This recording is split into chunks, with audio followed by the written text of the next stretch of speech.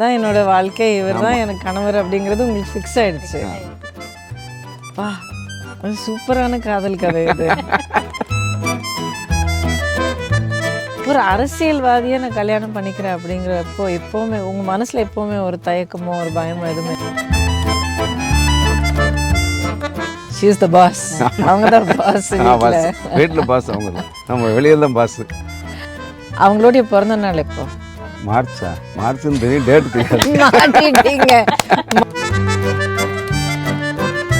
எப்பயுமே நான் பார்த்தது ஒயிட்டு, பட் இது 3 years 4 years அந்த கலரே போடுறாரு. நல்லது. அப்புறம் என்ன சொல்ல முடியும்? அது பிடிக்கல. அதான் என்ன ஓ, பிடிக்கல.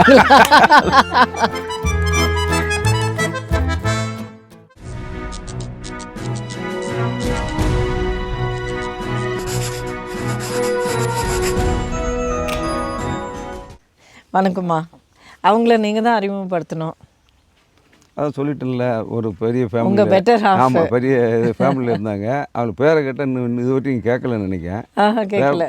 பேரை கேட்டால் இன்னும் ஆச்சரியப்படுவீங்க. சொல்லுங்கள். நான் சொன்னேன்ல, இந்த அவங்க பெரிய ஃபேமிலி, காங்கிரஸ் ஃபேமிலி. அந்த காலத்தில் காங்கிரஸ் செஞ்சவர் இல்லை. அவங்க ஒரு ட்ரெடிஷ்னலாக அந்த ஃபேமிலியெல்லாம் சம்மந்தம் இவங்களுக்கு. எஸ்ஆர் நாயுடோட பேத்தி தான் இவங்க வீட்டில் மருமக. அதனால் இவங்க அப்பா அவங்க என்ன பேர் வச்சுருப்பாங்க, பேர் சர்ப்ரைஸாக இருக்குது. என்ன பேராக இருக்குன்னு கொஞ்சம் சொல்லி பாருங்க பாப்பா, யோசிச்சுங்க. இவன் பேர் இந்திரா காந்தி. இந்திரா காந்தியா? ஆமாம். ஓ வாவ். ஆமாம் சார், வீட்டில் எப்படி கூப்பிடுவீங்க? செல்லம்மா எப்படி கூப்பிடுவீங்க? சரி, பேர் வச்சு யார் சொல்கிறது? இந்திரா, எல்லாருமே இந்திரான்னு கூப்பிடுவாங்க. பாதி கூப்பிடுவாங்க. Record name Indira Gandhi, but கூப்பிடுறாங்க பேர் இந்திரா காந்தி, ஒரிஜினல் நேம் இந்திரா காந்தி. அப்பா. அப்போ நீங்கள் என்ன, உங்களுக்கு எப்படி தோணுச்சு அவரை ஃபஸ்ட் டைம் பார்த்தது? உங்களுக்கு ஞாபகம் இருக்கா? நான் பார்த்ததே ஃபஸ்ட்டு இவங்களை மட்டும்தான் பார்த்து இவங்களே தான் மேரேஜ் பண்ணேன் நான். ஒரே மாப்பிள்ளை தான்.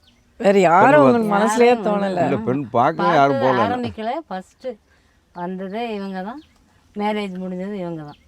ஆனால் அந்த இடையில ஒரு வருஷம் இருந்தது இல்லைங்களா? ஆமாம். அந்த ஒரு வருஷம் எப்படி இருந்தது உங்களுக்கு?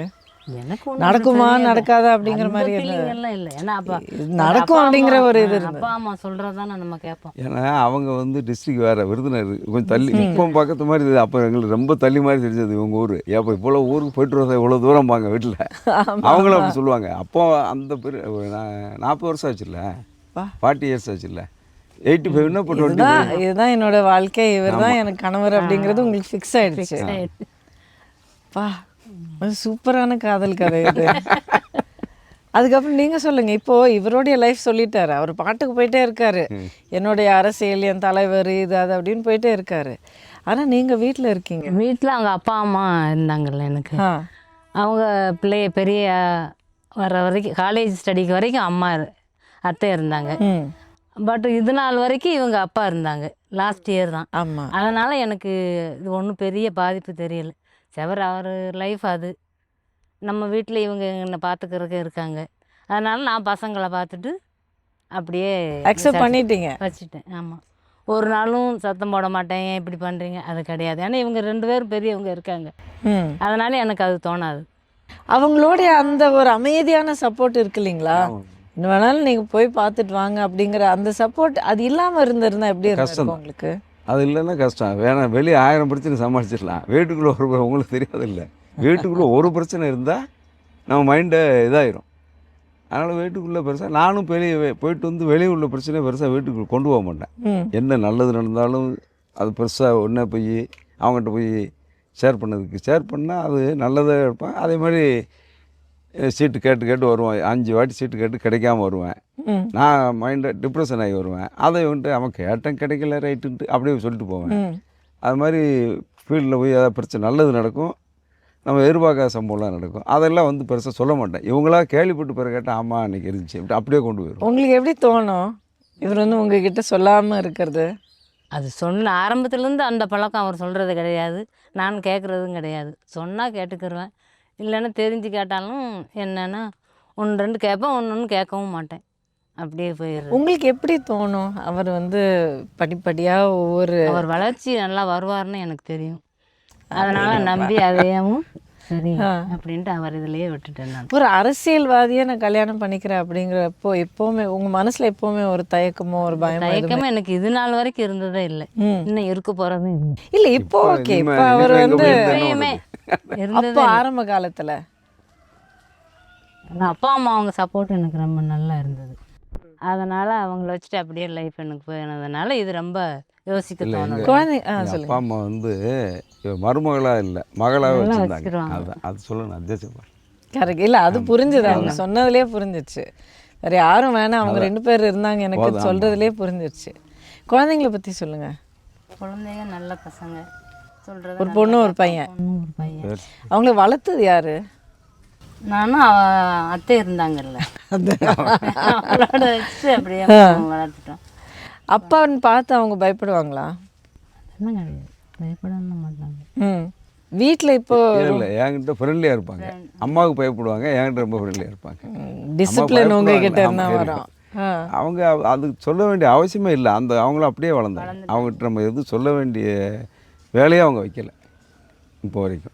நீங்கள் அவங்கக்கிட்ட நீங்கள் வந்து அண்ணங்கிட்ட எப்பாவது ஏதாவது ஒரு கோரிக்கை வச்சிங்களா? ரொம்ப முக்கியமான ஒரு தனிப்பட்ட என் மனசில் இந்த இந்த ஆசை இருக்குது அப்படின்னு எப்போ அது ஏதாவது கோரிக்கை வச்சிங்களா? இந்த கோரிக்கையெல்லாம் வச்சதே கிடையாது. அவங்களுக்கு அந்த மாதிரி ஏதாவது கோரிக்கை இருக்குது அப்படிங்கிறது எதாவது எப்போது யோசிச்சு நீங்கள் அது கண்டுபிடிக்க ட்ரை பண்ணிங்களா? பாப்பா பெல்லி டிலே கொடுங்க. அப்போ தான் ஃபேமிலியிலேருந்து பாப்பாவுக்கு மேரேஜ் டிலே ஆச்சு. அப்போ தான் அந்த கோரிக்கை நீங்கள் இப்படியே இருக்கிறீங்களே பாருங்கள் அண்ணா, அது ஒன்று வச்சது தான். மற்றபடி எல்லாம் அதுக்கப்புறம் நீங்கள் பார்த்துக்கிட்டீங்க எல்லாமே அவங்க தான். பேரம்பத்தி வரைக்கும் அவங்க ஃபுல்லாக பார்த்துட்டு ஷீ இஸ் த பாஸ். அவங்க தான் பாஸ். வீட்டில் பாஸ் அவங்க தான், நம்ம வெளியில் தான் பாஸு. சரி, இப்போ ஒரு சின்ன ரேபிட் ஃபயர் மாதிரி உங்களுக்கு தான் இந்த டெஸ்ட்டு. அவங்களுடைய பிறந்த நாள் எப்போ? மார்ச்னு தெரியும், டேட் தெரியாது. மாட்டிக்கிட்டீங்க ஏதோ ஆனிவர்சரி, வெட்டிங் ஆனிவர்சரி ஏதோ தப்பிச்சிட்டிங்க. ஆமாம், அவங்களுடைய பிறந்த நாள் தெரியல, இது வரைக்கும் கொண்டாடினது வச்சதில்லை வீட்டில். நானும் சொன்னதும் இல்லை. இது மன்னிக்க முடியாது, இது மன்னிக்க முடியாது. No no no no. இந்த வருஷம் ஆல்ரெடி முடிஞ்சதா உங்களுக்கு? மார்ச் பார்த்தீங்களா? இல்லை இனிமே தான் வருதுங்கிறாங்க. மார்ச்னு சர்டிஃபிகேட். ஏன்னா இன்னொன்று சொல்லிடுறேன், எங்கள் வீட்டில் எல்லாம் ஜாதகத்தில் பெரிய நம்பிக்கையாக இருப்போம். பெண்ணு பார்க்கும்போது ஜாதகம் இல்லைன்ட்டாங்க. ஜாதகமும் இல்லை இப்போ வரைக்கும். ஏன்னா அவங்க வீட்டில் 10 பேர், 10வது தான் இவங்க.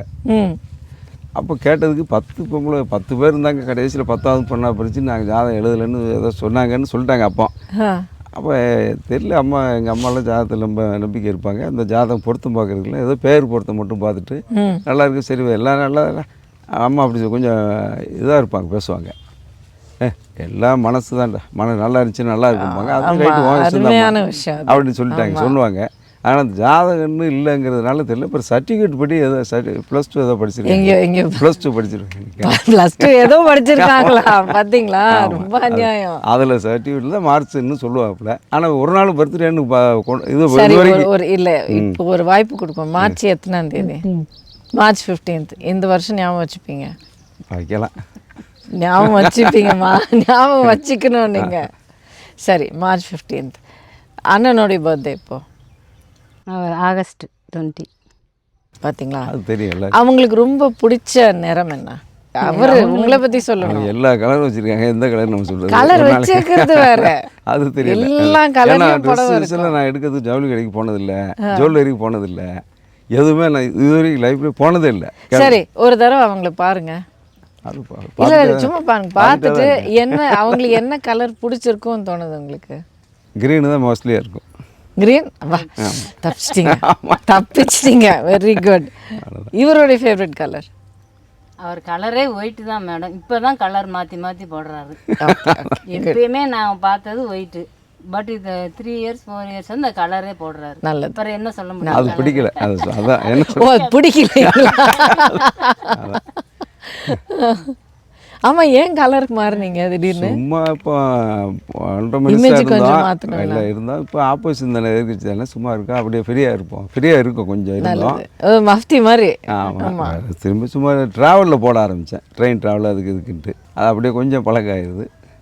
ஆனால் அது சில பேருக்கு பிடிக்கும், சில பேர் பிடிக்கவங்களுக்கு ரொம்ப பிடிக்கும், கொஞ்சம் பேர் பிடிக்கும், நிறைய பேர் பிடிக்கும். இந்த தேர்தலுக்கு அப்புறம் மறுபடியும் ஒயிட் அண்ட் ஒயிட் வந்துடுவார். ஆமாம் ஆமாம். இவங்களுக்கு ரொம்ப பிடிச்ச உணவு என்ன?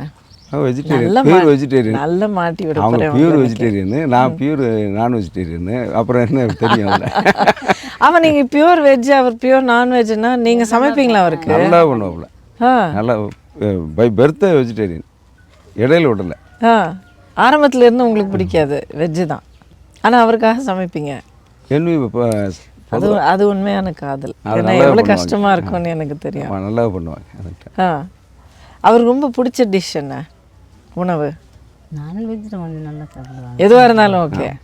ஃபிஷ் பிடிக்காது, பட் மற்றபடி மட்டன் ரொம்ப கொஞ்சம் நல்லா சாப்பிடுவாங்க. அப்புறம் வேற என்ன கேட்கலாம்? எதுலேயும் மாட்டலைங்களோ? ஐயா நீங்கள் நிறைய மாட்டிக்கிட்டீங்க, ஒத்துக்க மாட்டேங்கிறீங்க, நிறைய மாட்டிக்கிட்டீங்க நீங்கள். உங்களால் மறக்க முடியாத நாள் இது? மறக்க முடியாத நாள்னா எனக்கு ஃபஸ்ட்டு சீட்டு கிடைச்சது கூட ஒரு சர்ப்ரைஸு. கிடைக்கும்னு எதிர்பார்த்தேன். ஆனால் ரெண்டாவது கிடைக்காம போய் திரும்பி அம்மா கூப்பிட்டு பேசி கொடுப்பாங்கன்னு நினச்சே பார்க்கல வாழ்க்கையில்.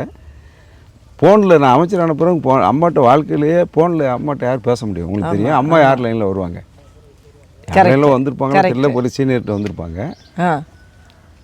எனக்கு வந்து வாழ்க்கையில் அது ஒரு மறக்க முடியாத நாள்னா மார்ச் 18, 2016. எனக்கு ரொம்ப அநியாயங்க, இந்த தேதி கேட்டிங்கன்னா டைம் கூட சொல்லுவார், பர்த்டே. சரி பரவாயில்ல, அம்மாங்கிறதுக்காக விட்டுருவோம். அதனால் அது வந்து வாழ்க்கையில் ஒரு சர்ப்ரைஸு. அமைச்சரானதை விட கேபினெட்டு பார்த்ததில்ல, டிவியில் பார்த்து என் பேர் தமிழ்நாட்டில் அமைச்சராகிட்டோங்கிற ஒரு இது அன்னைக்கு தான் அந்த டிவியில் பார்க்குறேன். அப்போ இருந்த சந்தோஷத்தை விட அதுக்கு முன்னாடி அம்மா ஃபோனில் வந்து உங்களை வேட்பாளர் ஆகிடுன்னு சொன்னாங்கல்ல, அதுதான் எனக்கு வாழ்க்கையிலே மறக்க முடியாத நாள். உங்களை ரொம்ப பாதித்த ஒரு சம்பவம் வாழ்க்கையில்? அம்மாவோட மறைவு தான். அம்மாவோட மறைவு, அதுக்கடுத்து எங்கள் அம்மாவோட மறைவு, அதுக்கடுத்து எங்கள் அப்பாவும் 95 போன வருஷம் தான், 1.25 வருஷம் ஆச்சு. அவர் 100 வருஷம் இருப்பார்னு நினச்சேன். ஏன்னா ஹெல்த்தி மேன், அவருக்கு எந்த காம்ப்ளிகேஷனுங்கிறது ஒன்று கூட ரொம்ப டிசிப்ளின்டாக இருப்பாங்க. ஒரு காம்ப்ளிகேஷன் இல்லை. அன்னைக்கு காலையில் கூட கேர் கட் பண்ண வர சொல்லி கேர் கட் பண்ணி குளித்து, ஒரு நாள் காலையில் 7 to 8க்குள்ளே குளிக்காமல் சாப்பிட்டதில்லை அவர் வாழ்க்கையில், ஒரு நாள் கூட. நான் கூட இல்லை 8 மணிக்கு சாப்பிட்டு கூட ஒரு நாளைக்கு குளிப்போம், ஏதாவது வேலை. அது மாதிரி அன்றைக்கி 8 மணிக்கு எழுந்திரிச்சு குளித்து சாப்பிட்டு நான் வெரி நார்மல் 10:30 வரைக்கும் நார்மலாக இருக்கார். 11க்கு பேசிகிட்டு இருக்கார். 11:10க்கு பேசிகிட்டு இருக்கும்போது மூச்சு வாங்கிச்சு. நான் இருந்த பக்கத்தில் இன்னொரு ஃப்ரெண்டு வந்து பார்க்க வந்தார். அந்த மூச்சு வாங்கினோடனே என்னப்பா மூச்சு வாங்குதான்னு கேட்டேன். ஆமான்னாரு. அதான் கடைசி அவர் பேசுறது. பிறகு அம்மான்னு கூப்பிட்டு சொன்னார். அதோட ஒரு 10 நிமிஷம் கையை பிடிச்சிட்டு இருந்தார். பிறகு ஒரு லாங் பிரீத்திங் இதோட முடிஞ்சிச்சு. அது கொஞ்சம் இப்போ வரைக்கும் நான் கூட இருந்த ஒரு உயிர் பிரிஞ்சதை பார்த்ததுனால, ஏன்னா நல்லாவே இருக்காரா, வெரி நார்மல். காலையில் அப்போ 4 மணி நேரம் வரைக்கும் அது கொஞ்சம் அது அதிர்ச்சி தான். ஆனால் எவ்வளோ பெரிய பாக்கியம். ஆமாம், நீங்கள் பக்கத்தில் இருந்திருக்கீங்க, கையை பிடிச்சிட்டு இருந்திருக்கீங்க. அவருக்கும் பாருங்க, பையன் இப்போ மகன் வந்து பக்கத்தில் இருந்து கையை போயிட்டு திரும்பி அன்னைக்கு வர்ற ப்ரோக்ராம் இல்லை, ஏதோ ஒரு மனசுக்கு ஏதோ ஒரு இன்ட்யூஷன் உள்ளே ஏதோ போவோம் விட்டு போனோன்னு தோணுச்சு. அது திருப்பி வந்தேன். இல்லைன்னா நான் டெய்லி காலையில் ரெகுலர்னா இங்கே 9-9:30 வரைக்கும் இருந்துட்டு பப்ளிக் வருவாங்க, விசிட்டர்ஸ் வருவாங்க, கட்சிக்காரங்க வரும், பார்த்துட்டு டிஃபன்லாம் சாப்பிட்டு செஞ்சுட்டு 9:30க்கு போனால் நைட்டு படுக்க 10:30க்கு தான் வீட்டுக்கு வருவேன். கோல்பட்டி போயிடுவேன். எம்எல்ஏ ஆஃபீஸு மக்களை பார்க்குறது, அங்கே ஒரு வீடு இருக்குது. மத்தியானம் லஞ்சு அன்றைக்கி மட்டும் உங்களுக்கு எதாவது தோணுச்சு? ஆமாம், அன்றைக்கி வரணுங்கிறது எதனாலும் தெரியும். திரும்ப வந்துட்டீங்க? வந்துட்டேன். கைத்தறி போயிட்டு கோல்பட்டி போகிறத கட் பண்ணி வந்தேன். பார்த்தீங்களா? ஆனால் இதில் எதிர்பார்த்த வரல.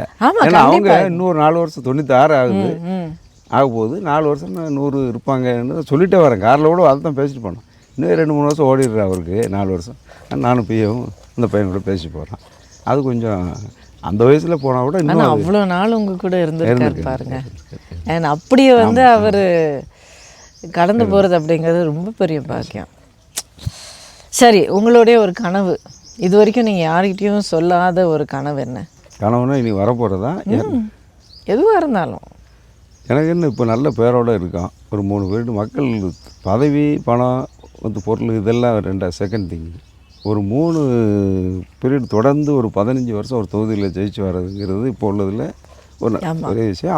அதோட மட்டும் இல்லை, அந்த 3 பீரியட்டை தாண்டி அடுத்த தேர்தல் வர்ற நேரத்துலையும் மக்கள்கிட்ட ஒரு அவர்சன் இல்லாமல், எதிர்ப்பு இல்லாமல், இன்னார் எதிர்கட்சிகள் கூட யாரும் இது வரைக்கும் என்ன பெர்சனல் அட்டாக்கில் பேசுனதில்லை, செஞ்சதில்லை. சார்ஜ் பண்ண முடியாது, அவங்கள முடியலைன்னு இல்லை, அவங்களும் பண்ணலை. மக்கள் வந்து நம்மள அவ்வளவு தொகுதி மக்கள் அவ்வளோ உள்ளன்போடு இருக்காங்க. இதே வாழ்க்கையில் நான் சம்பாதிச்ச பெரிய கனவாக இருக்குது. இன்னும் ஒரு கனவுன்னா இன்னொருட அண்ணன் முதலமைச்சராக வரணும். அந்த வாய்ப்பு ஆளுங்கட்சியை வந்து திருப்பி வந்து கோல்பட்டி ஹெட் குவார்ட்டரை வச்சு ஒரு டிஸ்ட்ரிக்ட் ஆக்கணுங்கிறது என்னுடைய கனவாக இருக்குது. அடேங்கப்பா, ஏன்னா எனக்கு தெரியும் உங்களுடைய போன டேர்மில் நீங்கள் ஸ்டேடியம் கொண்டு வந்திருக்கீங்க. கோயில் வந்து மலை மேலே இருக்கிற முருகன் கோயிலை வந்து நீங்கள் பெரிய அளவுக்கு பராமரிப்பு செஞ்சுருக்கீங்க. அப்புறம் தண்ணி ஏற்பாடு பண்ணியிருக்கீங்க. ஆமாம், செகண்ட் பைப் லைன்ட்டு 45 வருஷம் கனவு திட்டமாக இருந்துச்சு. கோல்பட்டியில் ஒரு காலத்தில் நான் அதை பேச விட்டேன், டைம் இல்லைன்ட்டு. பெண்ணு கொடுக்க மாட்டாங்க. ஒரு மாதத்துக்கு ஒரு வாட்டி தான் தண்ணி வரும். ஒரு மாதத்துக்கு எங்கேயா பிடிச்சி அதை பாத்திரத்தில் வச்சுக்கிடணும். அதை தான் ஒரு ட்ரம்மில் வச்சுக்கிட்டு ஒரு மாதத்துக்கு 20 நாளைக்கு கூட தண்ணி வரும். அப்படி அதுக்கு என்னென்னா ஃபஸ்ட்டு ஒரு லைன் சிவலப்பேரி தண்ணி கொண்டு வந்திருக்காங்க. 77 கொண்டு வந்தாங்க. அப்போ பாப்புலேஷன் 30,000 தான். இப்போ 1 லட்சத்தை தாண்டிடுச்சு. அதுக்கு வந்து இன்னொரு அடிஷ்னலாக செகண்ட் பைப் லைன் வந்தால் தான் அதுக்கு பெர்மனண்ட் ரிலீஃப். அதை எல்லா அரசியல் கட்சியும் கோல்பட்டிலே அரசியலே அதை வச்சு தான் பண்ணுவாங்க.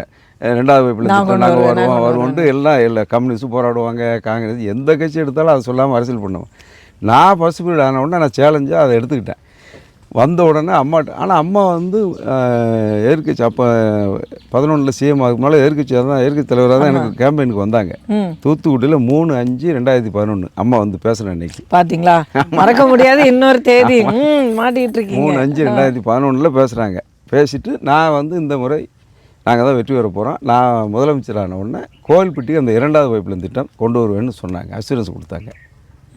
அதை வந்து நான் ஜெயிச்சு போன உடனே முதல் கன்னி பேச்சுமாங்க அசம்பிளியில். அதில் பேசும்போது அதை தான் முக்கியத்துவம் எடுத்து பேச மாட்டேன்.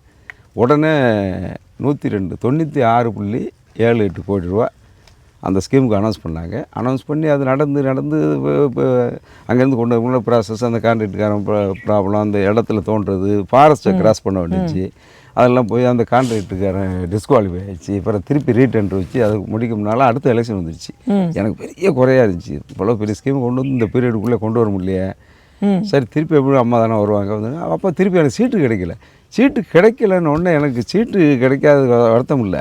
இவ்வளோ பெரிய ஸ்கீமை கொண்டு வந்து திரும்பி நம்ம கொண்டு வரும்போது நம்ம அந்த சீனில் இல்லையே மக்கள்கிட்ட ஒப்படைக்கும் போது நினச்சிட்டு இருந்தேன். பிறகு தெய்வாதீனமாக அம்மா திரும்பி சீட்டு கொடுத்தாங்க, அமைச்சராக்கிட்டாங்க. அதுக்கு பிறகு அந்த ஸ்கீம் முடியும் போது அம்மா இல்லை, கொடுத்த அம்மா இல்லை. ஆனால் அம்மா இடத்துல எடப்பாடியார் வந்து நான் சொன்னேன், அம்மா கொடுத்த ஸ்கீமில் நீங்கள் அங்கேருந்து வேசியில் பண்ணுவோன்னாரு. இல்லை இது அம்மா அந்த 40 வருஷம் கனவு திட்டம், நீங்கள் வந்து நேரடியாக தான் ஓப்பன் பண்ணணுன்னு ஒன்று அதுக்காகவே கோவில்பட்டிக்கு வந்தாங்க. வந்து திறந்து வச்சுட்டு இப்போ நீங்கள் வந்து நம்ம இங்கே வீட்டுக்கு தான் லஞ்சுக்காக வந்தார். நான் வீட்டில் போய் லஞ்ச் சாப்பிட்ணுன்னே இவ்வளோ 30 கிலோமீட்டர் வந்துட்டு இங்கே வந்தார். ஸ்கீம் அங்கே அதை முடிச்சுட்டு வேறு வீட்டுக்கு வந்து பெரிய சாதனை. அது லைஃப்பில் வாழ்நாள் சாதனையாக. இப்போ 1,40,00,000 லிட்டர் டெய்லி வர்றதுக்கு டிசைன் பண்ணியாச்சு. இது எதுக்கு அம்மா அந்த ஸ்கீமில் என்ன டிசைன்னா 2040 பின்னாடி என்ன பாப்புலேஷன் வருங்கிறத கெஸ் பண்ணி அதை தயார் பண்ணி கொடுத்தாங்க.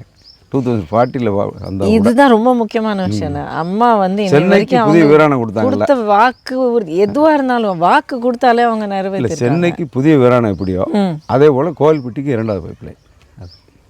அது ஒரு பெரிய சாதனை, பெரிய சாதனை. அது பல தலைமுறைகளை வந்து உங்களை வந்து வாழ்த்துவாங்க. அதுக்கு அதில் பெரிய ஸ்கீமாக கொடுத்துட்டாங்க தொகுதிக்கு.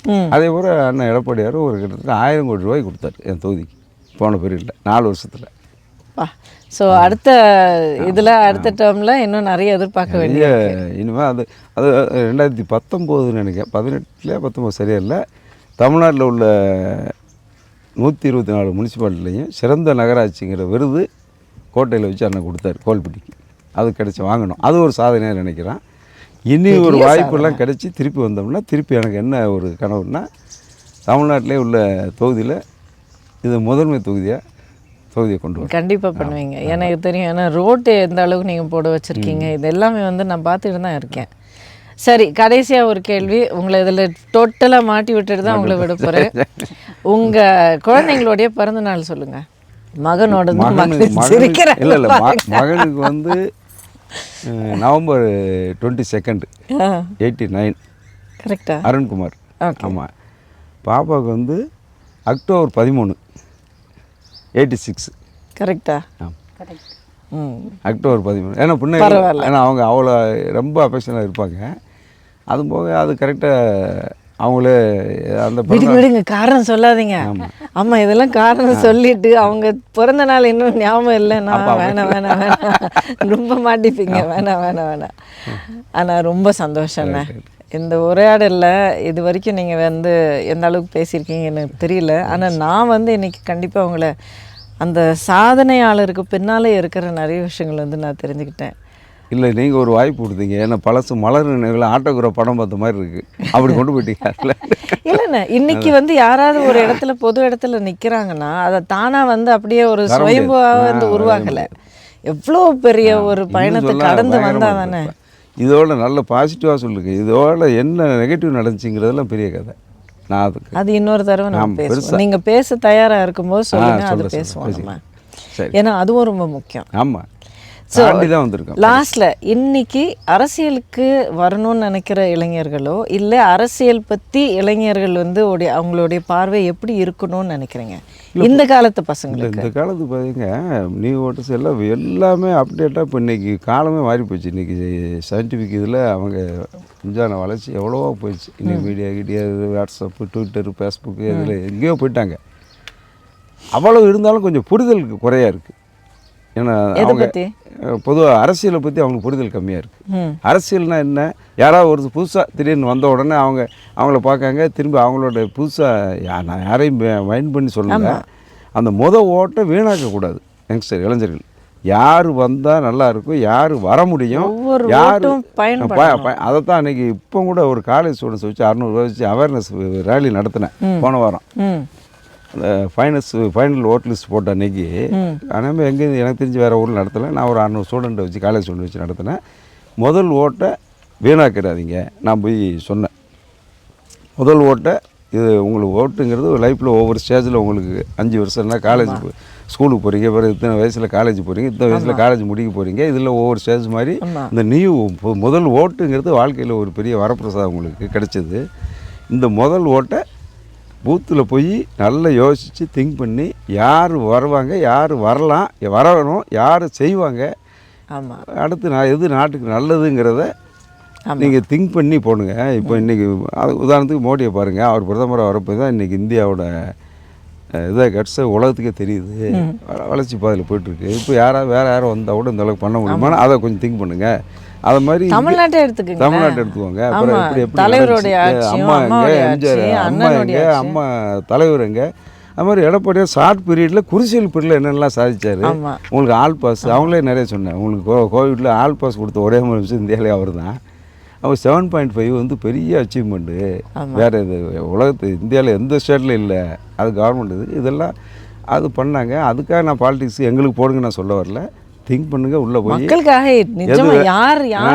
பண்ண முடியுங்கிறத பண்ணுங்கன்ட்டு அந்த பேசினேன். இப்போ இது மூலமாக அதான் சொல்ல விரும்புகிறேன். அந்த முதல் ஓட்டை வீணாக்க கூடாது. ஏதோ ஒன்று போட்டோம் ஜாலியாக எடுத்துக்கிட்டு பண்ணக்கூடாது. கொஞ்சம் யோசனையோட பண்ணுங்கன்னு கொஞ்சம் திங்க் பண்ணாங்க அந்த அந்த விஷயத்தில். அது மாதிரி எல்லாம் திங்க் பண்ணணும் அவங்க. ரைட், ரொம்ப நன்றி அண்ணா.